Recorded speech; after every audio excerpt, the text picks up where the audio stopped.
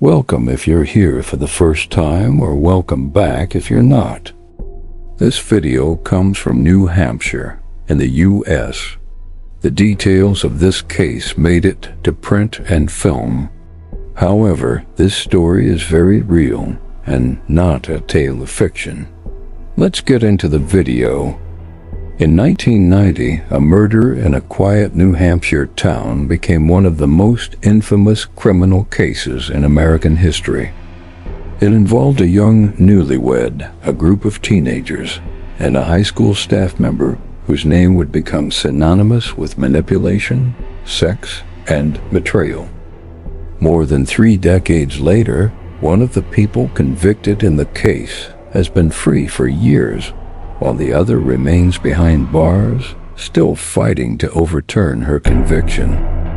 This is the story of the Pamela Smart case, and how it continues to divide opinion more than 30 years on. Background: Pamela and Gregg Smart. Pamela Wohas met Gregg Smart in the late 1980s while she was a college student in Florida. The two bonded quickly over shared interests in music and partying. They married in May 1989 and moved into a condominium in Derry, New Hampshire. Gregg was working in insurance sales, while Pamela, just 22 years old, became the media coordinator at Winnicott High School. On the surface, the couple appeared to be building a stable life together. But behind closed doors, their marriage quickly deteriorated. Gregg admitted to having an affair shortly after they married, something Pamela later said deeply affected her view of the relationship and her desire to stay in it. The affair with a student. While working at the high school, Pamela became involved in a sexual relationship with William Billy Flynn, a 15-year-old student enrolled in a self-awareness program she helped oversee. The relationship would later become a central focus of the prosecution's case. Flynn described Pamela as his first love. Prosecutors argued she manipulated him emotionally and sexually, convincing him that killing her husband was the only way they could be together. Pamela Smart admitted to the affair, but has consistently denied planning or encouraging the murder of Gregg Smart. On the night of May 1st, 1990, Flynn and another teenager, Patrick Randall, entered the Smarts' condominium. According to court testimony, Gregg Smart was forced to his knees in the foyer. Randall held a knife to his throat, while Flynn fired a hollow-point bullet into his head.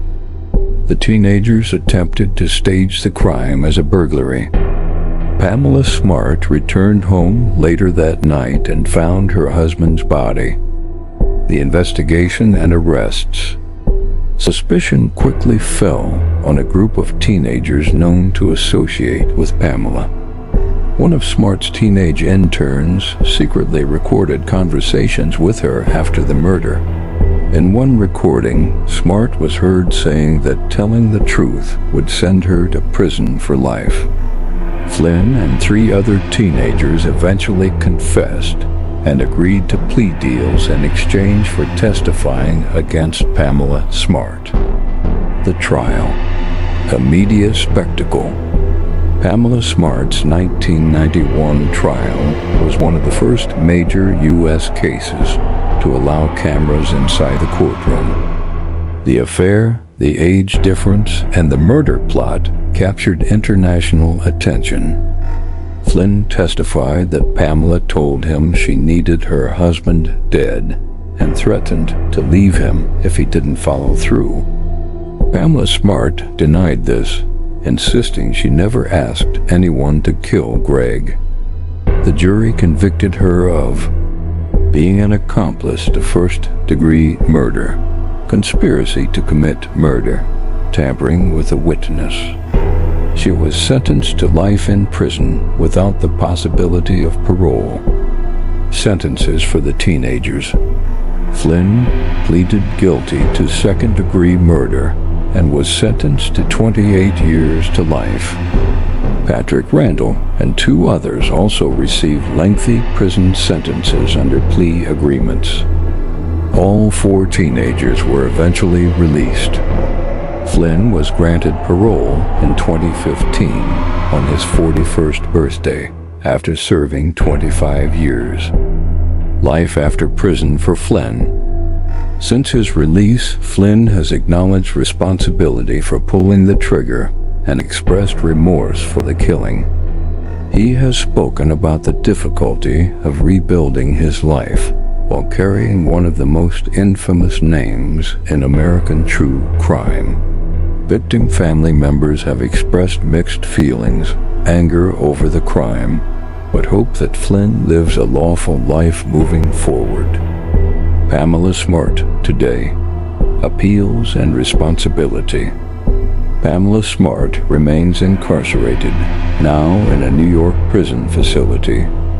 For decades, she denied responsibility for the murder, insisting she was wrongfully portrayed as the mastermind. In 2024, for the first time, she publicly accepted responsibility, saying she had spent years deflecting blame as a coping mechanism. She has earned multiple degrees in prison, been ordained as a minister, and continues to seek sentence commutation or a new hearing. Her latest appeals argue that media coverage denied her a fair trial, jury instructions were flawed, transcripts of recorded conversations were inaccurate. New Hampshire officials have repeatedly denied her requests. The Pamela Smart case remains one of the most controversial criminal cases in modern American history. One person who pulled the trigger is free. The person convicted as the mastermind remains behind bars for life. Whether justice was served or unevenly applied continues to be debated decades later. This case is not just about a murder, but about influence, responsibility, and how the justice system handles crimes involving power, age, and manipulation. If you'd like, I can next. Before we end, we want to acknowledge that real people are involved in these stories.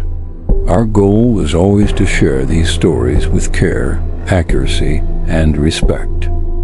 If you find value in thoughtful, fact-based coverage like this, we post new content regularly.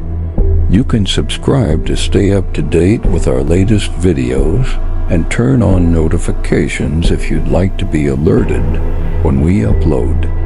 Share your thought and let us know what you think of this case in the comments section.